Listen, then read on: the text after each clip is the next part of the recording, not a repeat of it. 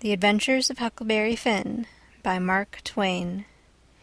Chapter 32. When I got there it was all still and Sunday-like, and hot and sunshiny. The hands was gone to the fields, and there was them kind of faint dronin's of bugs and flies in the air that makes it seem so lonesome and like everybody's dead and gone. And if a breeze fans along and quivers the leaves, it makes you feel mournful, because you feel like it's spirits whisperin', spirits that's been dead ever so many years, and you always think they're talking about you. As a general thing, it makes a body wish he was dead too, and done with it all. Phelps's was one of these little one-horse cotton plantations, and they all look alike. A rail fence round a 2-acre yard, a stile made out of logs sawed off and upended in steps, like barrels of a different length, to climb over the fence with, and for the women to stand on when they are going to jump onto a horse. Some sickly grass patches in the big yard, but mostly it was bare and smooth, like an old hat with the nub rubbed off. Big double log house for the white folks, hewed logs, with the chinks stopped up with mud or mortar, and these mud straps been whitewashed some time or another. Round log kitchen with a big, broad, open but roofed passage joining it to the house, log smokehouse back of the kitchen, 3 little log nigger cabins in a row the other side of the smokehouse, 1 little hut all by itself away down against the back fence, and some outbuildings down a piece the other side, ash hopper and big kettle to bile soap in by the little hut, bench by the kitchen door with bucket of water and a gourd. Hound asleep there in the sun, more hounds asleep round about 3 shade trees away off in a corner, some currant bushes and gooseberry bushes in one place by the fence. Outside of the fence, a garden and a watermelon patch. Then the cotton fields begins, and after the fields, the woods. I went around and clumb over the back stile by the ash hopper and started for the kitchen. When I got a little ways, I heard the dim hum of a spinning wheel, wailin' along up and sinking along down again.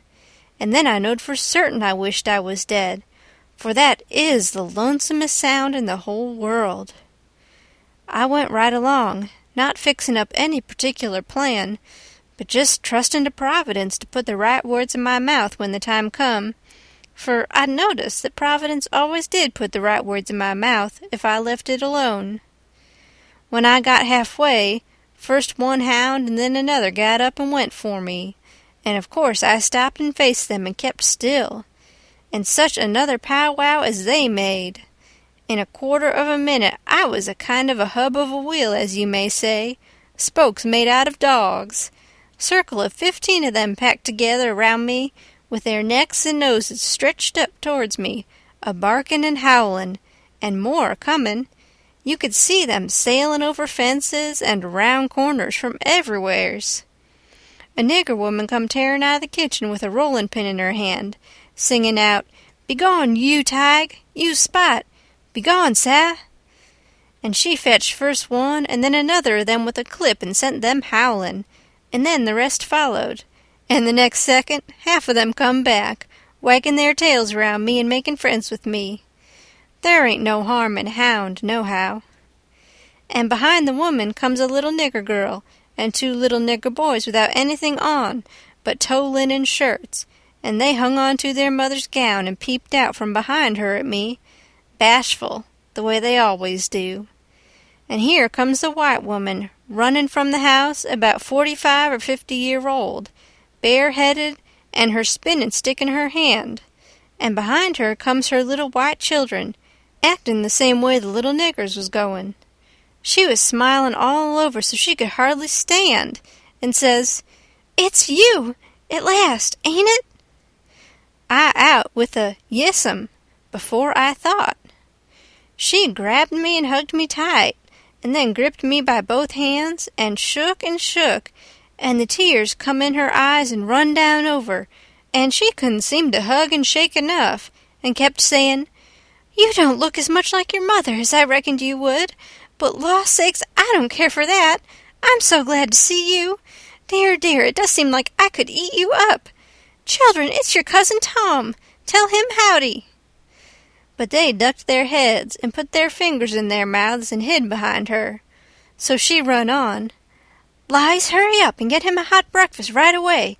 Or did you get your breakfast on the boat?" I said I had got it on the boat. So then she started for the house, leading me by the hand, and the children tagging after. When we got there, she set me down in a split-bottom chair and set herself down on a little low stool in front of me, holding both of my hands, and says, "Now I can have a good look at you, and laws o' me, I've been hungry for it a many and a many a time, all these long years, and it's come at last.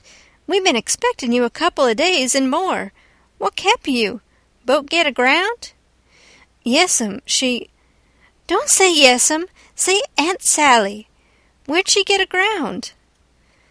I didn't rightly know what to say, because I didn't know whether the boat would be coming up the river or down. But I go a good deal on instinct, and my instinct said she would be coming up, from down towards Orleans. That didn't help me much, though, for I didn't know the names of bars down that way. I see I'd got to invent a bar, or forget the name of the one we got aground on, or— Now I struck an idea and fetched it out. It warn't the groundin'. That didn't keep us back but a little. We blowed out a cylinder head. "Good gracious! Anybody hurt?" "No'm, killed a nigger." "Well, it's lucky, because sometimes people do get hurt. 2 years ago last Christmas your Uncle Silas was coming up from New Orleans on the Lally Rook, and she blowed out a cylinder head and crippled a man, and I think he died afterwards. He was a Baptist. Your Uncle Silas knowed a family in Baton Rouge that knowed his people very well. Yes, I remember now, he did die. Mortification set in, and they had to amputate him, but it didn't save him. Yes, it was mortification, that was it. He turned blue all over and died in the hope of a glorious resurrection. They say he was a sight to look at. Your uncle's been up to the town every day to fetch you, and he's gone again not more'n an hour ago. He'll be back any minute now. You must have met him on the road, didn't you? Oldish man with a—" "No, I didn't see nobody, Aunt Sally. The boat landed just at daylight, and I left my baggage on the wharf boat and went looking around the town and out a piece in the country to put in the time and not get here too soon, and so I come down the back way." "Who'd you give the baggage to?" "Nobody." "Why, child, it'll be stole." "Not where I hidden, I reckon it won't," I says. "How'd you get your breakfast so early on the boat?" It was kinder thin ice, but I says, "The captain seen me standing around and told me I better have something to eat before I went ashore, so he took me in the Texas to the officers' lunch and give me all I wanted." I was getting so uneasy I couldn't listen good. I had my mind on the children all the time. I wanted to get them out to one side and pump them a little and find out who I was, but I couldn't get no show. Mrs. Phelps kept it up and run on so. Pretty soon she made the cold chill streak all down my back, because she says, "But here we're a-running on this way, and you hain't told me a word about Sis, nor any of them. Now I'll rest my works a little, and you start up yourn. Just tell me everything. Tell me all about 'em all, every one of 'em, and how they are, and what they're doing, and what they told you to tell me, and every last thing you can think of." Well, I see I was up a stump, and up it good. Providence had stood by me this fur all right, but I was hard and tight aground now. I see it warn't a bit of use to try to go ahead. I'd got to throw up my hand. So I says to myself, here's another place where I got to risk the truth. I opened my mouth to begin, but she grabbed me and hustled me in behind the bed and says, "Here he comes. Stick your head down lower there. That'll do. He can't be seen now. Don't you let on you're here. I'll play a joke on him. Children, don't you say a word." I see I was in a fix now, but it warn't no use to worry. There warn't nothing to do but just hold still and try to be ready to stand from under when the lightning struck. I had just one little glimpse of the old gentleman when he come in, then the bed hid him. Mrs. Phelps, she jumps for him and says, "Has he come?" "No," says her husband. "Goodness gracious," she says, "what in the world can have become of him?" "I can't imagine," says the old gentleman, "and I must say it makes me dreadful uneasy." "Uneasy?" she says. "I'm ready to go distracted. He must have come, and you've missed him along the road. I know it's so. Something tells me so." "Why, Sally, I couldn't miss him along the road. You know that." "But, oh dear, dear, what will Sis say? He must have come. You must have missed him. Oh, don't distress me any more'n I'm already distressed. I don't know what in the world to make of it.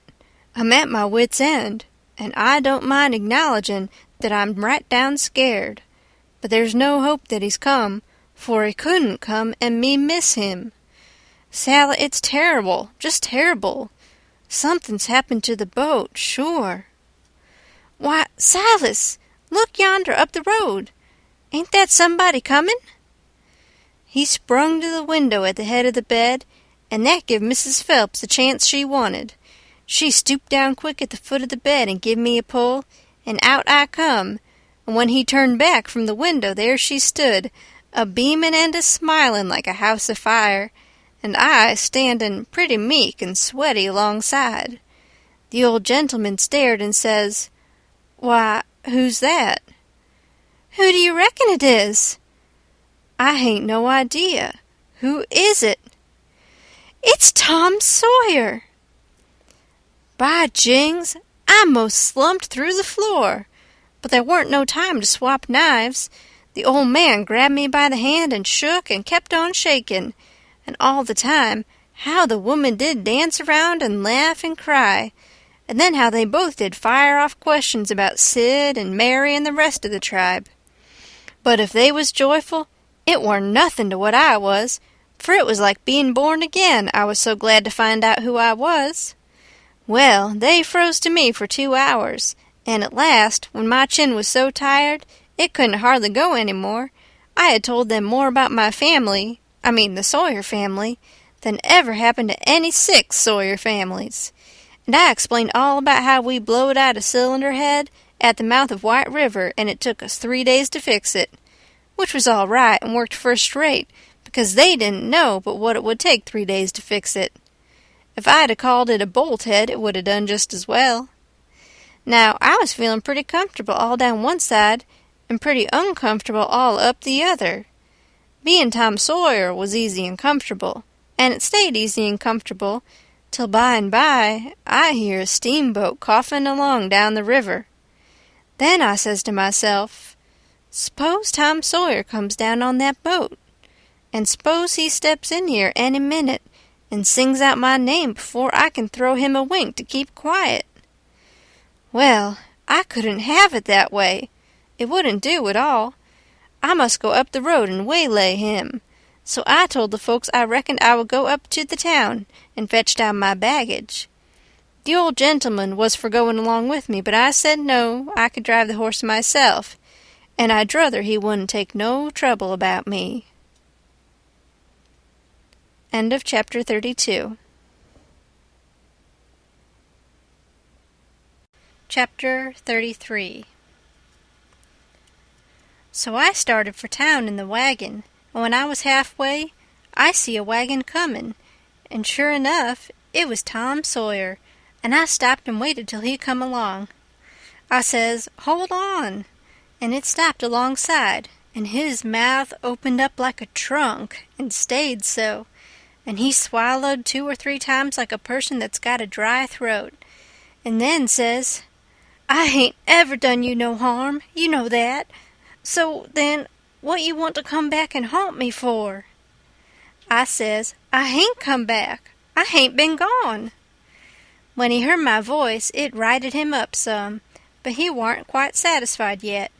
He says, "Don't you play nothing on me, because I wouldn't on you. Honest Injun, you ain't a ghost?" "Honest Injun, I ain't," I says. "Well, Well, that ought to settle it, of course, but I can't somehow seem to understand it no way.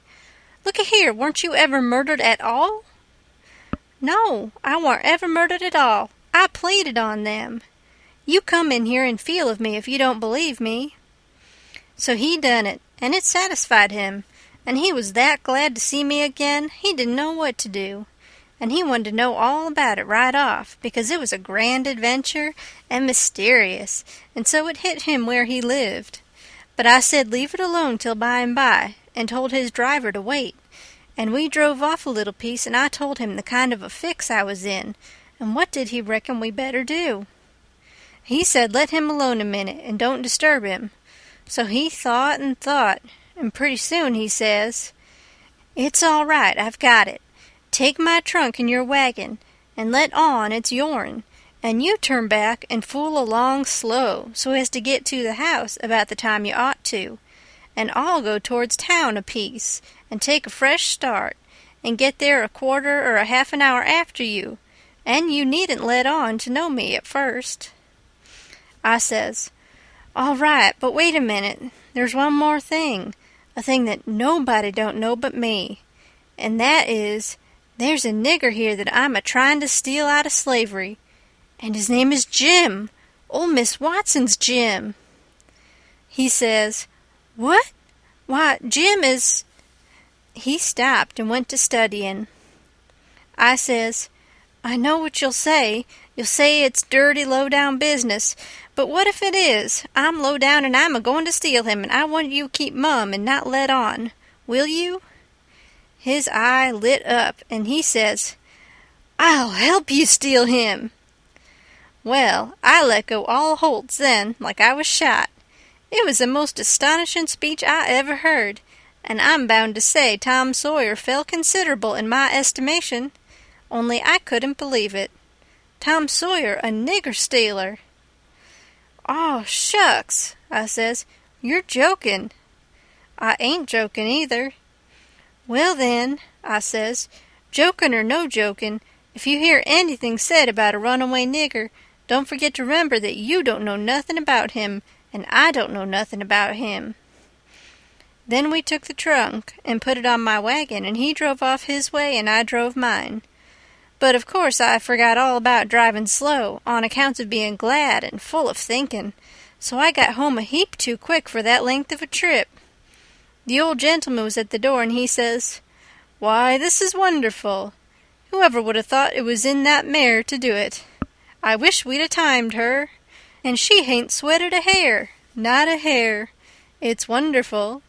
Why, I wouldn't take $100 for that horse now, I wouldn't, honest, and yet I'd 'a sold her for 15 before, and thought 'twas all she was worth." That's all he said. He was the innocentest, best old soul I ever see. But it warn't surprisin', because he warn't only just a farmer. He was a preacher, too, and had a little one-horse log church down back of the plantation, which he built it himself at his own expense, for a church and schoolhouse, and never charged nothin' for his preachin', and it was worth it, too. There was plenty other farmer preachers like that, and done the same way, down south. In about half an hour, Tom's wagon drove up to the front stile, and Aunt Sally she see it through the window, because it was only about 50 yards, and says, "Why, there's somebody come! I wonder who 'tis. Why, I do believe it's a stranger. Jimmy," that's one of the children, "run and tell Lize to put on another plate for dinner." Everybody made a rush for the front door, because, of course, a stranger don't come every year, and so he lays over the yaller fever for interest when he does come. Tom was over the stile and startin' for the house. The wagon was spinning up the road for the village, and we was all bunched in the front door. Tom had his store clothes on, and an audience, and that was always nuts for Tom Sawyer. In them circumstances, it warn't no trouble to him to throw in an amount of style that was suitable. He warn't a boy to meeky along up that yard like a sheep. No, he come calm and important, like the ram. When he got a front of us, he lifts his hat ever so gracious and dainty, like it was the lid of a box that had butterflies asleep in it, and he didn't want to disturb them, and says, "Mr. Archibald Nichols, I presume?" "No, my boy," says the old gentleman. "I'm sorry to say your driver has deceived you. Nichols's place is down a matter of 3 mile more. Come in, come in." Tom, he took a look back over his shoulder and says, "Too late, he's out of sight." "Yes, he's gone, my son, and you must come in and eat your dinner with us, and then we'll hitch up and take you down to Nichol's." "Oh, I can't make you so much trouble. I couldn't think of it. I'll walk. I don't mind the distance." "But we won't let you walk. It wouldn't be Southern hospitality to do it. Come right in." "Oh, do," says Aunt Sally. "It ain't a bit of trouble to us, not a bit in the world. You must stay. It's a long, dusty 3 mile, and we can't let you walk. And besides, I've already told him to put on another plate when I see you coming, so you mustn't disappoint us. Come right in and make yourself at home." So Tom, he thanked them very hearty and handsome, and let himself be persuaded, and come in. And when he was in, he said he was a stranger from Hicksville, Ohio, and his name was William Thompson, and he made another bow. Well, he run on and on and on, making up stuff about Hicksville and everybody in it he could invent, and I getting a little nervous and wondering how this was going to help me out of my scrape. And at last, still talking along, he reached over and kissed Aunt Sally right on the mouth, and then settled back again in his chair comfortable, and was going on talking.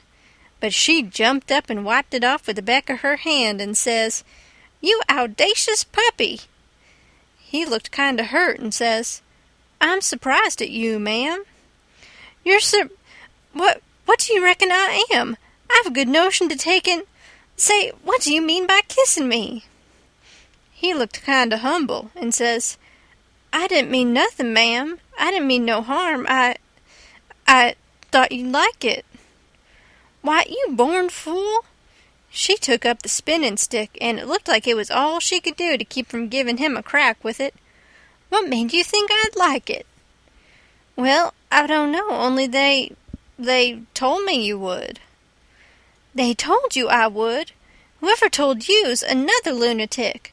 I never heard the beat of it. Who's they?" "Why, everybody. They all said so, ma'am."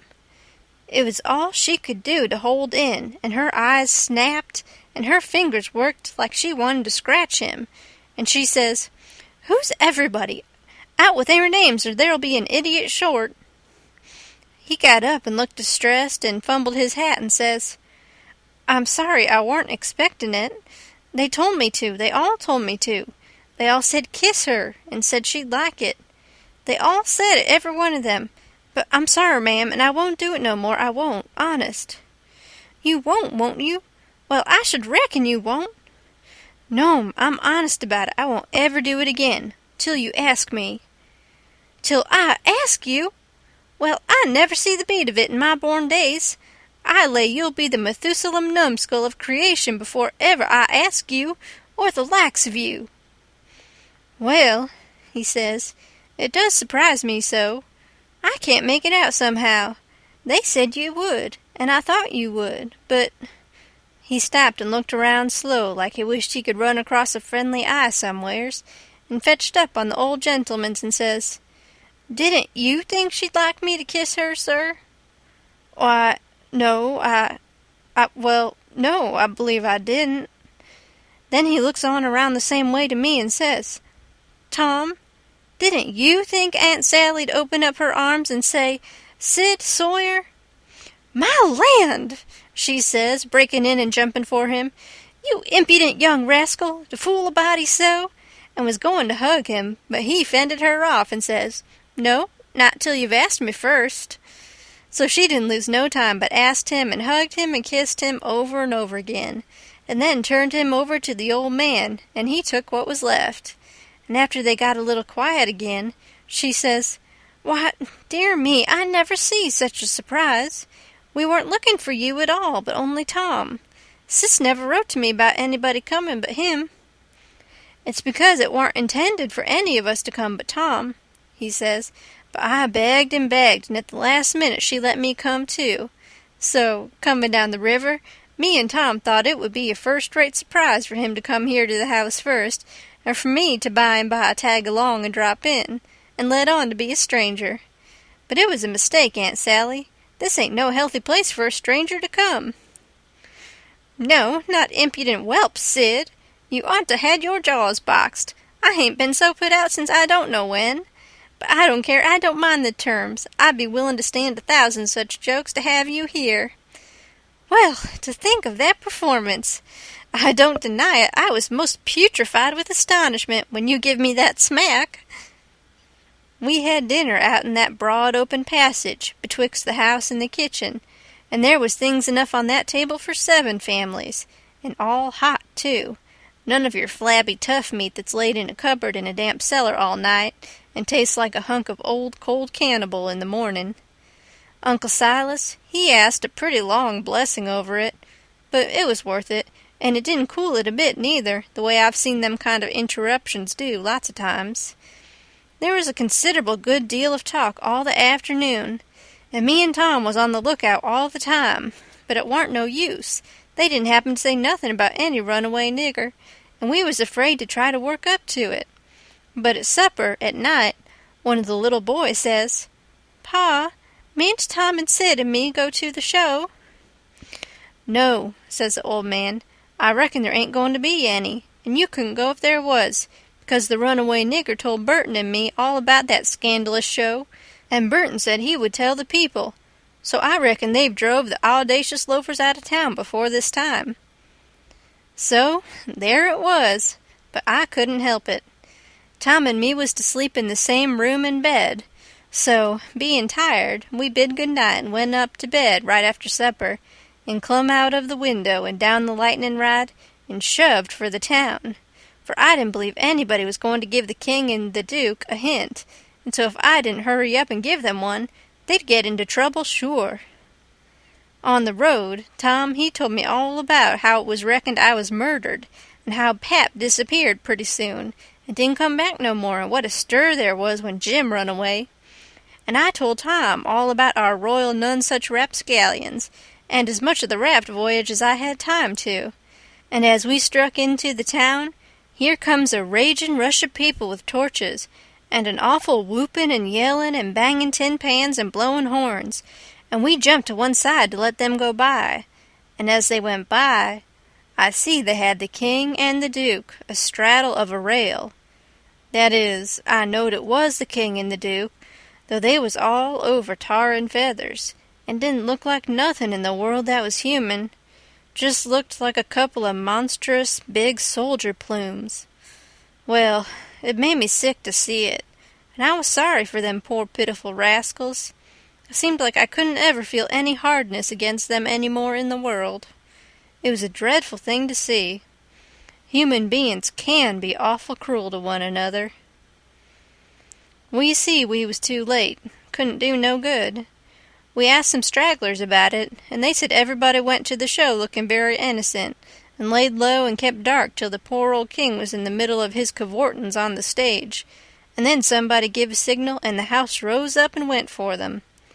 So we poked along back home, and I warn't feeling so brash as I was before, but kind of ornery and humble, and to blame somehow, though I hadn't done nothing. But that's always the way. It don't make no difference whether you do right or wrong. A person's conscience ain't got no sense, and just goes for him anyway. If I had a yaller dog that didn't know no more than a person's conscience does, I would poison him. It takes up more room than all the rest of a person's insides, and yet ain't no good nohow. Tom Sawyer, he says the same. End of chapter 33. Chapter 34. We stopped talking and got to thinking. By and by, Tom says, "Looky here, Huck. What fools we are not to think of it before. I bet I know where Jim is." "No, where?" "In that hut down by the ash hopper. Why, looky here. When we was at dinner, didn't you see a nigger man go in there with some victuals?" "Yes." "What did you think the victuals was for?" "For a dog." "So'd I." "Well, it wasn't for a dog." "Why?" "Because part of it was watermelon." So it was. I noticed it. Well, it does beat all that I never thought about a dog not eating watermelon. It shows how a body can see and don't see at the same time. Well, the nigger unlocked the padlock when he went in, and he locked it again when he came out.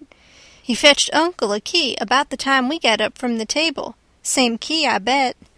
Watermelon shows man, lock shows prisoner, and it ain't likely there's two prisoners on such a plantation, and where the people's all so kind and good. Jim's the prisoner.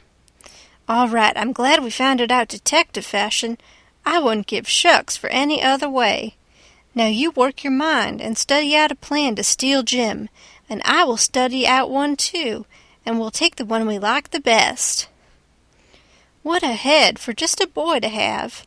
If I had Tom Sawyer's head, I wouldn't trade it off to be a duke, nor mate of a steamboat, nor clown in a circus, nor nothing I can think of. I went to thinking out a plan, but only just to be doing something. I knowed very well where the right plan was going to come from. Pretty soon Tom says, "Ready?" "Yes," I says. "All right, bring it out." "My plan is this," I says. "We can easy find out if it's Jim in there, then get up to my canoe tomorrow morning and fetch my raft over from the island. Then the first dark night that comes, steal the key out of the old man's britches after he goes to bed, and shove off down the river on the raft with Jim, hiding daytimes and running nights, the way me and Jim used to do before. Wouldn't that plan work?" "Work? Why, certainly it would work, like rats a-fightin'. But it's too blame simple. There ain't nothing to it. What's the good of a plan that ain't no more trouble than that? It's as mild as goose milk. Why, Huck, it wouldn't make no more talk than breaking into a soap factory."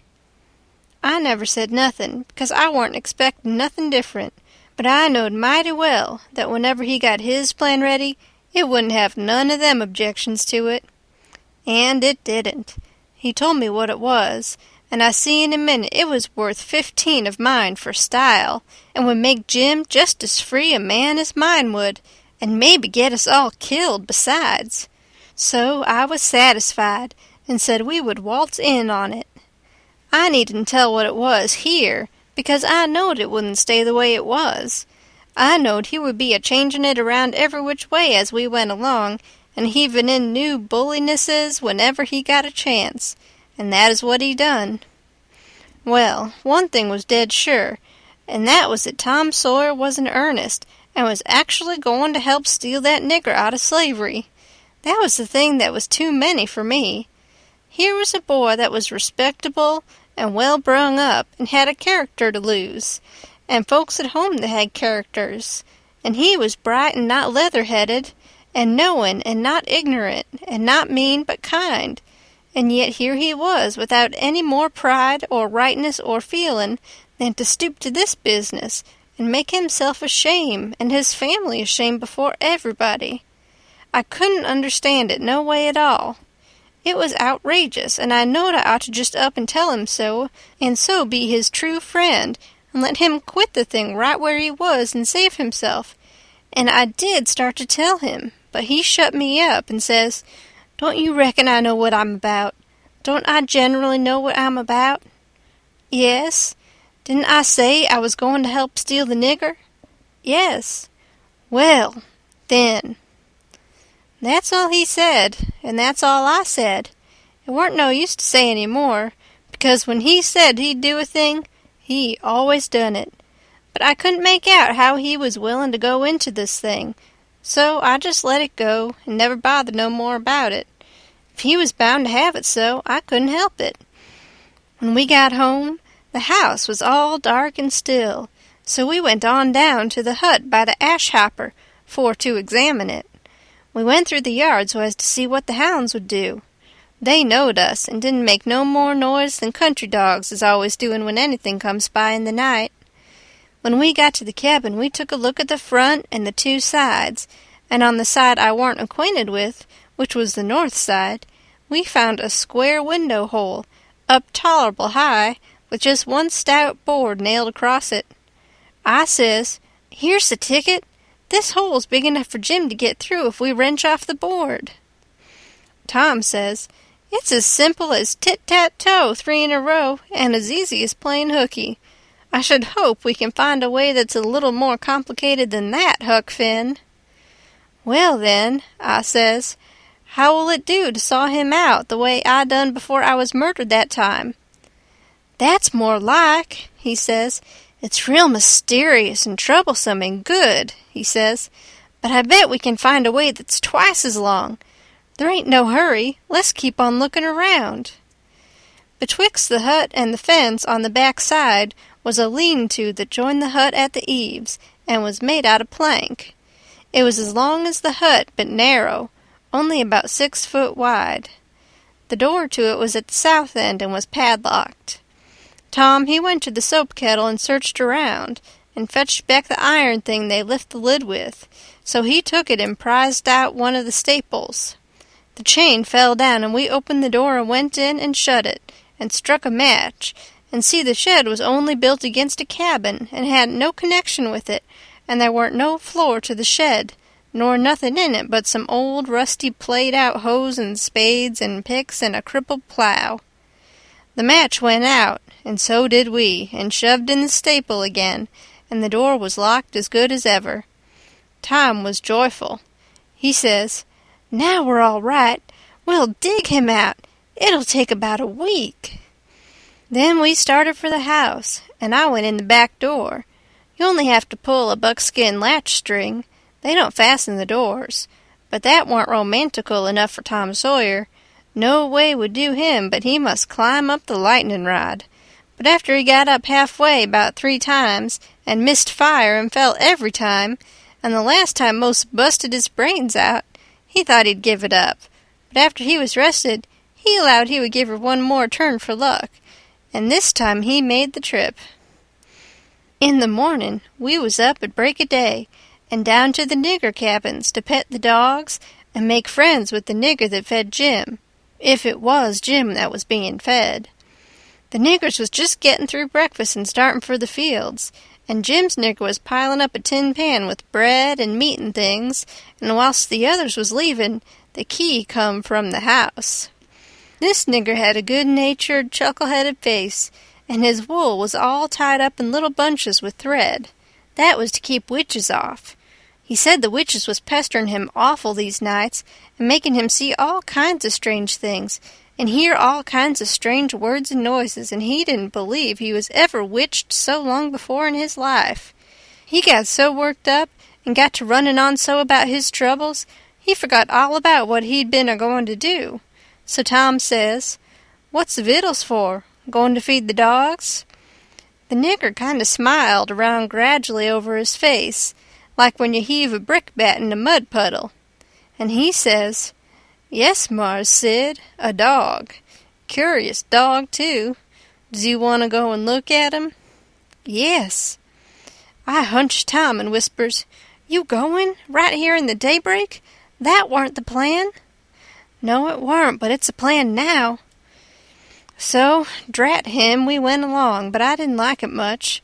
When we got in, we couldn't hardly see anything, it was so dark, but Jim was there, sure enough, and he could see us, and he sings out, "Why, Huck, and good land, ain't that Mr. Tom?"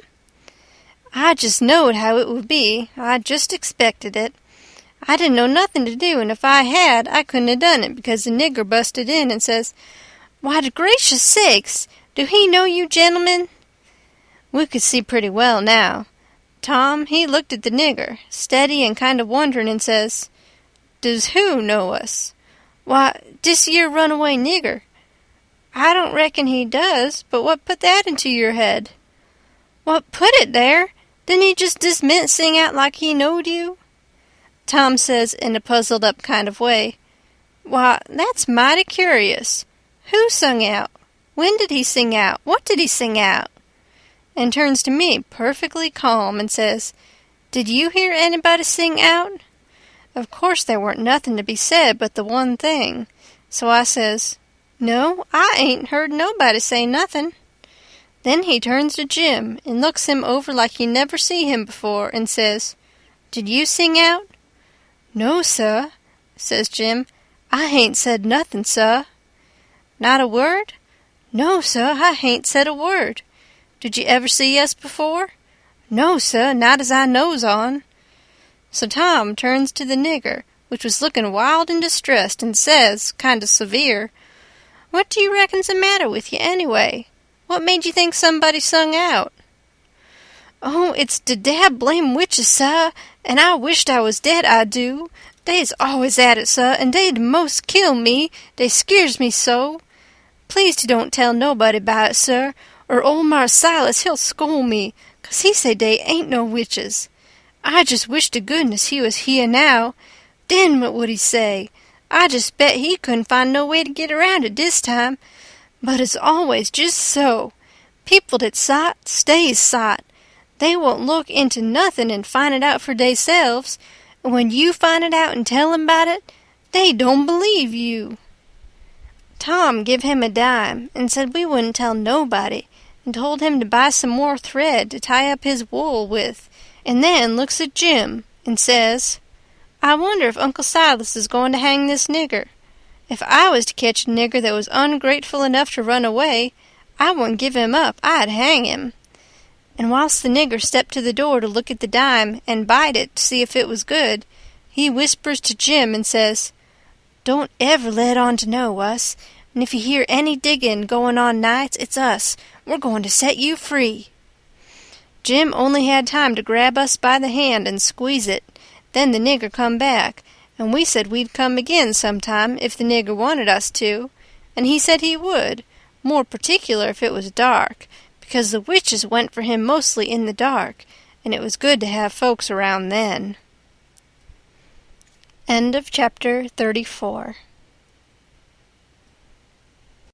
Chapter 35. It would be most an hour yet till breakfast, so we left and struck down into the woods, because Tom said we got to have some light to see how to dig by, and a lantern makes too much and might get us into trouble. What we must have was a lot of them rotten chunks that's called foxfire, and just makes a soft kind of a glow when you lay them in a dark place. We fetched an armful and hid it in the weeds and set down to rest, and Tom says, kind of dissatisfied, "Blame it, this whole thing is just as easy and awkward as it can be, and so it makes it so rotten difficult to get up a difficult plan. There ain't no watchman to be drugged. Now there ought to be a watchman. There ain't even a dog to give a sleeping mixture to. And there's Jim chained by one leg with a 10-foot chain to the leg of his bed. Why, all you got to do is lift up the bedstead and slip off the chain. And Uncle Silas, he trusts everybody, sends the key to the pumpkin-headed nigger, and don't send nobody to watch the nigger. Jim could have got out of that window hole before this, only there wouldn't be no use trying to travel with a 10-foot chain on his leg. Why, drat it, Huck, it's the stupidest arrangement I ever see. You got to invent all the difficulties. Well, we can't help it. We got to do the best we can with the materials we've got. Anyhow, there's one thing. There's more honor in getting him out through a lot of difficulties and dangers where there weren't one of them furnished to you by the people who it was their duty to furnish them, and you had to contrive them all out of your own head. Now, look at just that one thing in the lantern. When you come down to the cold facts, we simply got to let on that a lantern's risky. Why, we could work with a torchlight procession if we wanted to, I believe. Now, whilst I think of it, we got to hunt up something to make a saw out of the first chance we get. What do we want of a saw? What do we want of a saw? Hain't we got to saw the leg of Jim's bed off so as to get the chain loose? Why, you just said a body could lift up the bedstead and slip the chain off. Well, if that ain't just like you, Huck Finn. You can get up the infant schooliest ways of going at a thing. Why, hain't you ever read any books at all? Baron Trank, nor Casanova, nor Benvenuto Cellini, nor Henry IV, nor none of them heroes? Who ever heard of getting a prisoner loose in such an old maidy way as that? No, the way all the best authorities does is to saw the bed leg in two and leave it just so, and swallow the sawdust so it can't be found, and put some dirt and grease around the sawed place, so the very keenest cinescal can't see no sign of its being sawed, and thinks the bed leg is perfectly sound. Then the night you're ready, fetch the leg a kick. Down she goes, slip off your chain, and there you are. Nothing to do but hitch your rope ladder to the battlements, shin down it, break your leg in the moat, because a rope ladder is 19 foot too short, you know. And there's your horses and your trusty vassals, and they scoop you up and fling you across the saddle, and away you go to your native Languedoc or Navarre or wherever it is. It's gaudy, Huck. I wish there was a moat to this cabin. If we get time, the night of the escape, we'll dig one. I says, what do we want of a moat when we're going to snake him out from under the cabin? But he never heard me. He had forgot me and everything else. He had his chin in his hand, thinking. Pretty soon he sighs and shakes his head, then sighs again and says, no, it wouldn't do. There ain't necessity enough for it. For what? I says.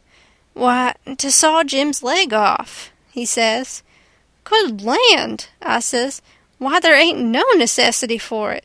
And what would you want to saw his leg off for anyway? Well, some of the best authorities has done it. They couldn't get the chain off, so they just cut their hand off and shoved. And a leg would be better still. But we got to let that go. There ain't necessity enough in this case. And besides, Jim's a nigger, wouldn't understand the reasons for it, and how it's the custom in Europe, so we'll let it go. But there's one thing, he can have a rope ladder. We can tear up our sheets and make him a rope ladder easy enough, and we can send it to him in a pie. It's mostly done that way, and I've ate worse pies. Why, Tom Sawyer, how you talk, I says. Jim ain't got no use for a rope ladder. He has got use for it. How you talk, you better say. You don't know nothing about it. He's got to have a rope ladder. They all do. What in the nation can he do with it? Do with it? He can hide it in his bed, can't he? That's what they all do, and he's got to, too. Huck, you don't ever seem to want to do anything that's regular. You want to be starting something fresh all the time. Suppose he don't do nothing with it.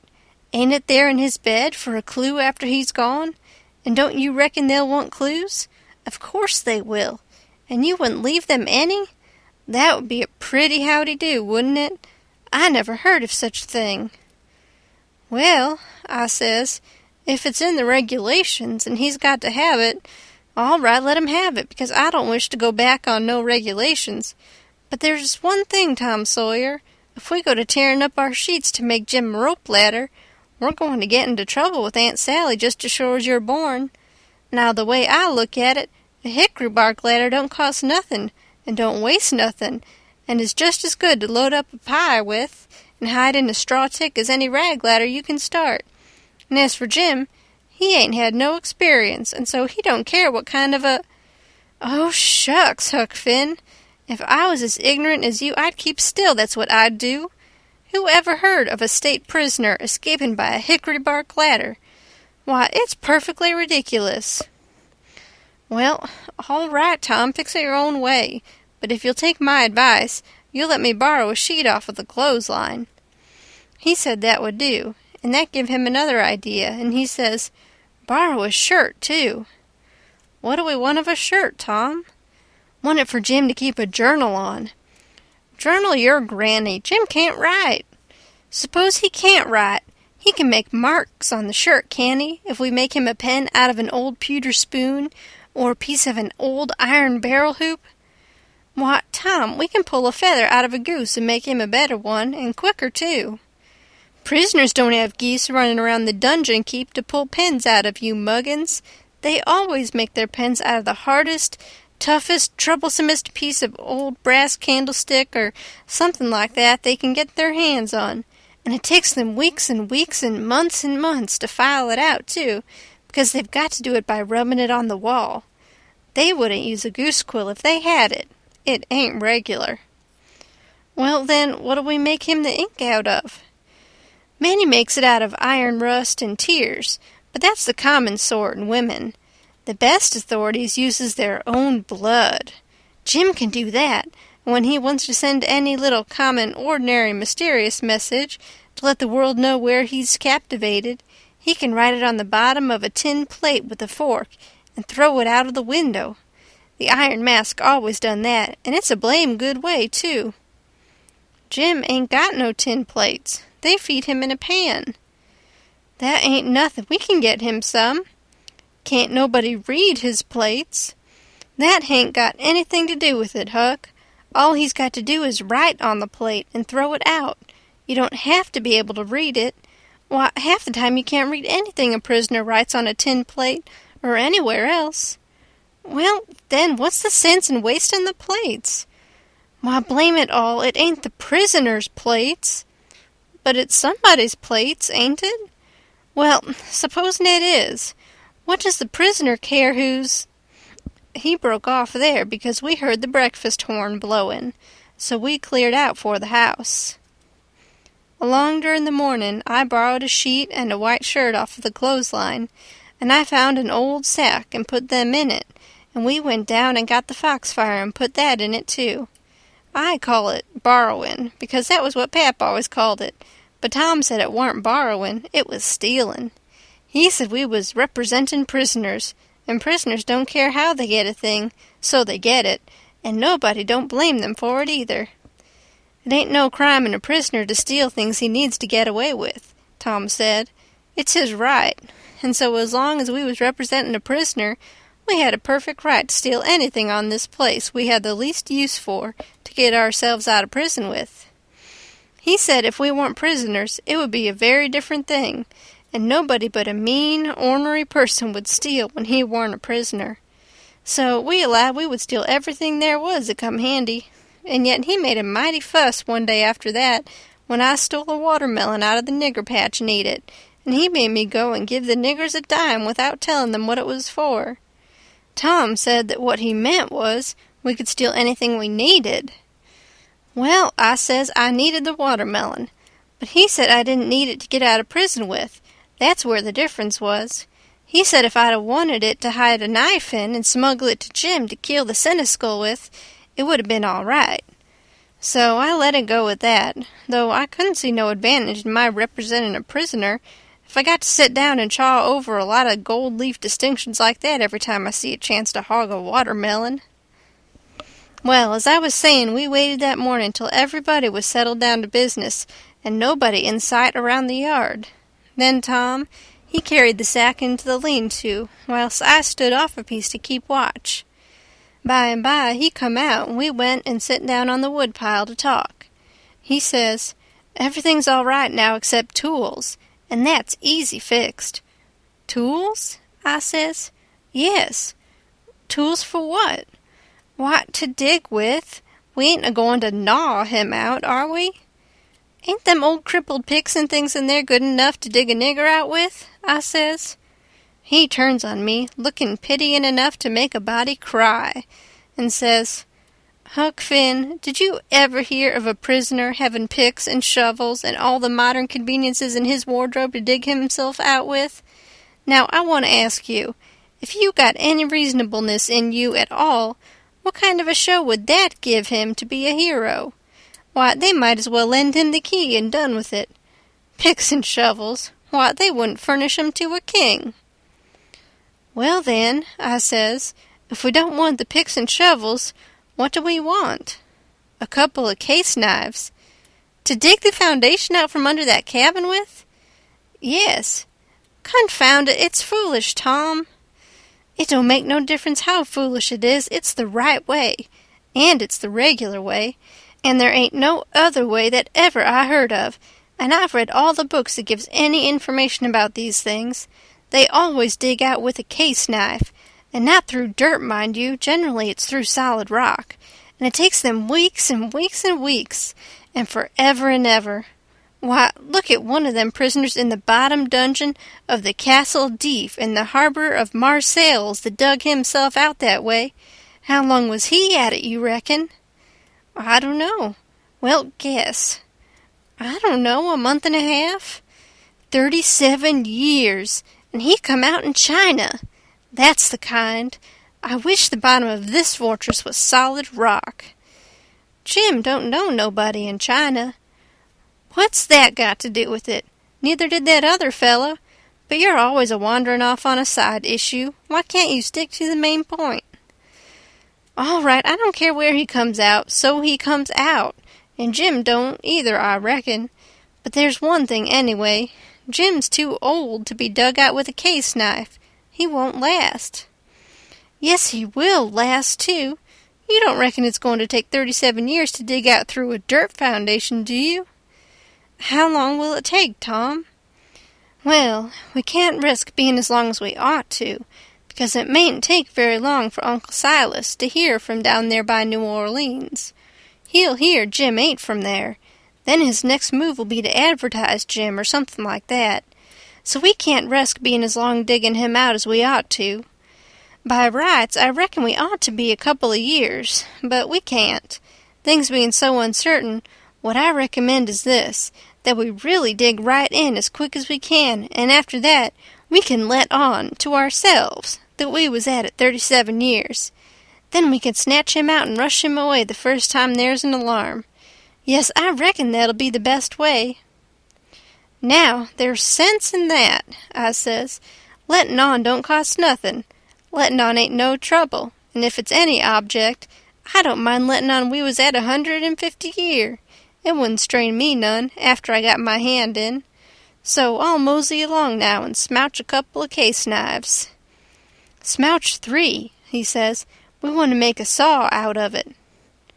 "Tom, if it ain't unregular and irreligious to suggest it," I says, "there's an old rusty saw blade around yonder, sticking under the weatherboarding behind the smokehouse." He looked kind of weary and discouraged like, and says, "It ain't no use to try to learn you nothing, Huck. Run along and smouch the knives, 3 of them." So I done it. End of chapter 35.